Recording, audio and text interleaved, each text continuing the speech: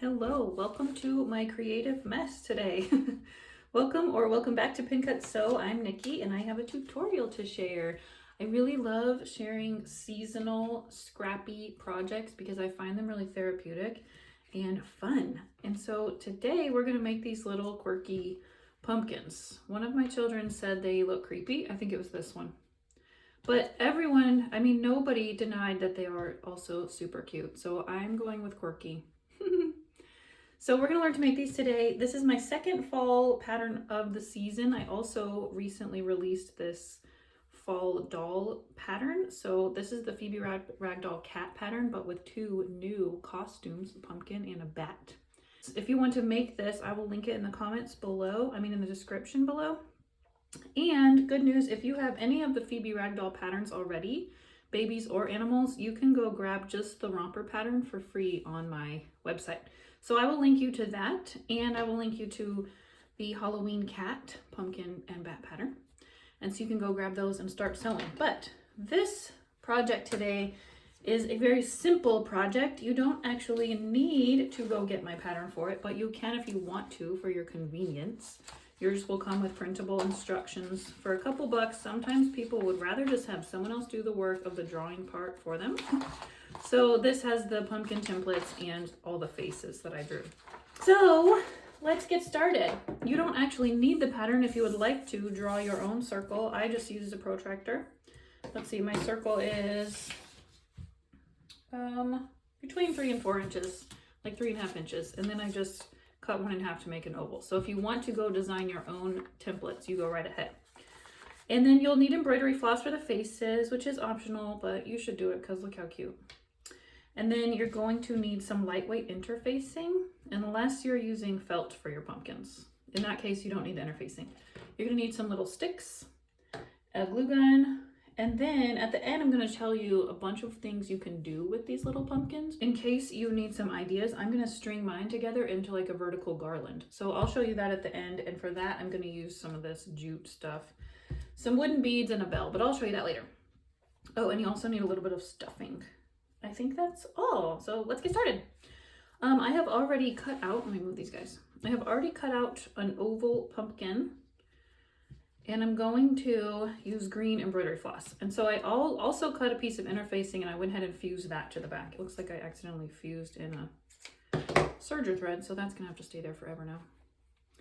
Okay, so I'm gonna use this green embroidery floss. I have my embroidery needle here. And I'll thread that in a second. First, I'm going to go ahead and draw my face.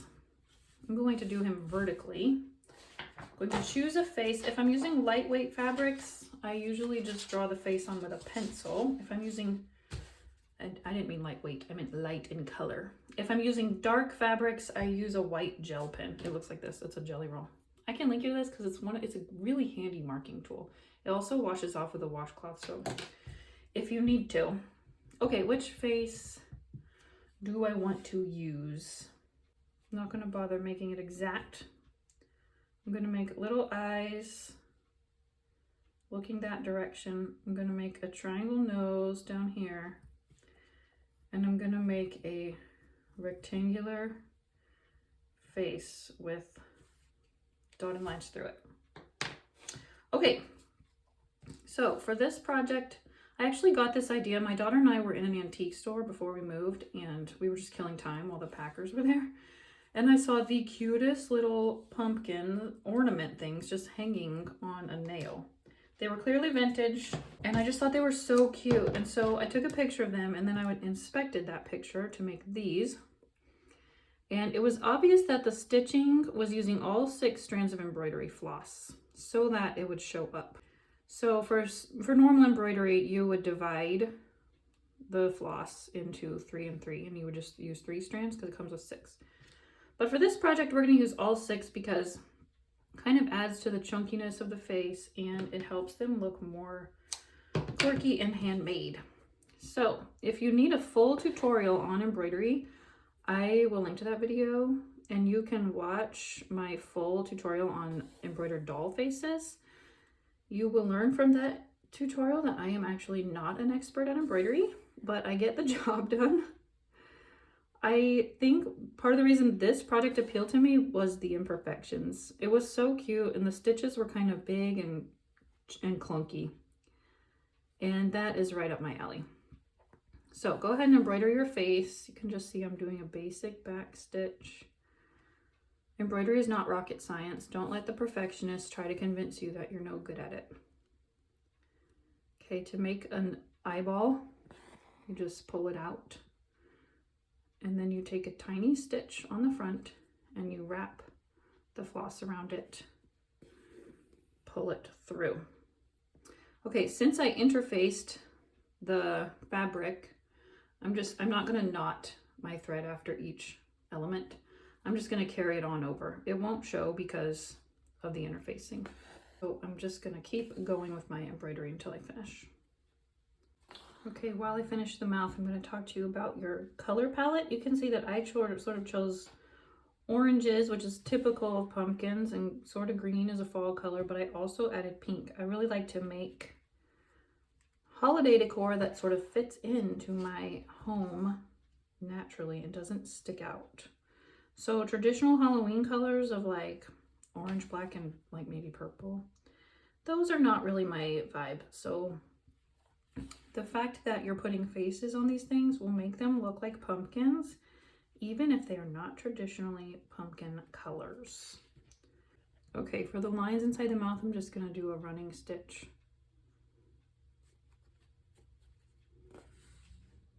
And just make a knot. You can of course make these without faces. That would be an even faster project.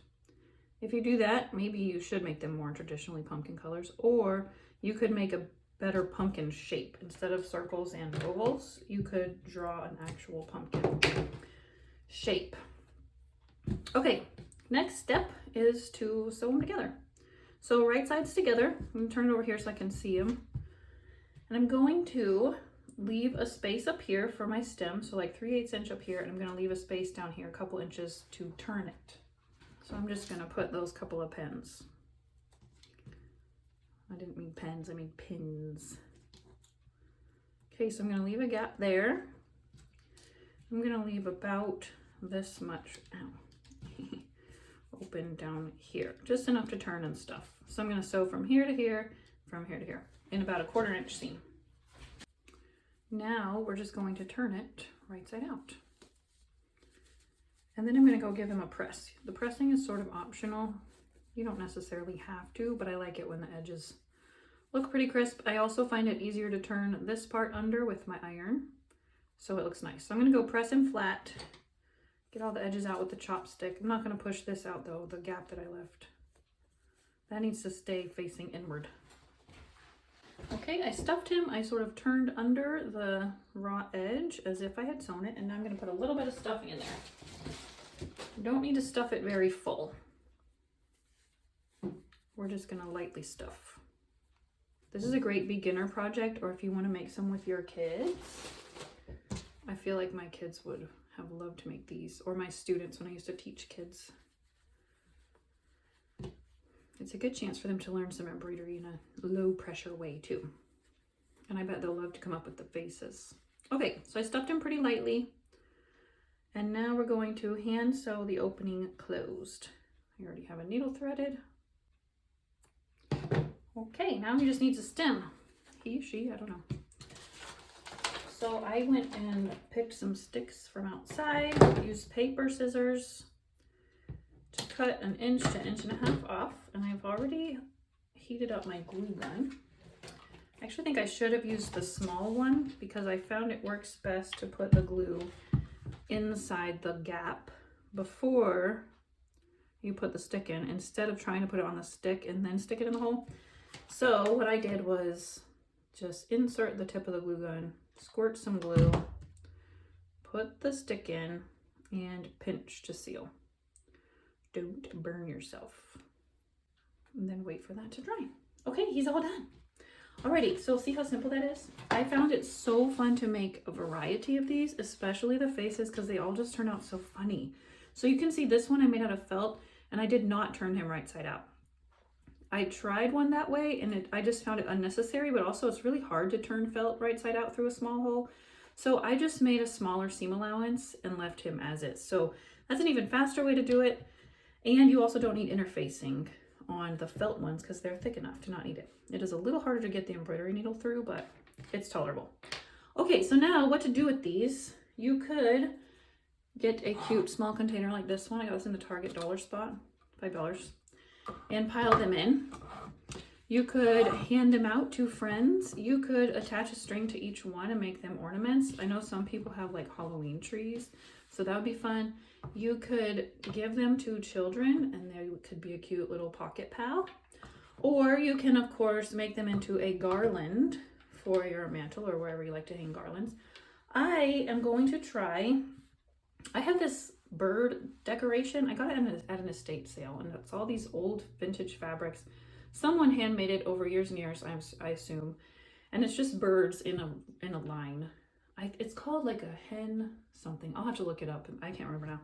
But it has like a bell on the end and they're just all strung through. And it's been hanging on like a curtain rod or a door in my home since I got it, which has been like, I don't know, 13 years ago or something. Maybe 12, I don't know.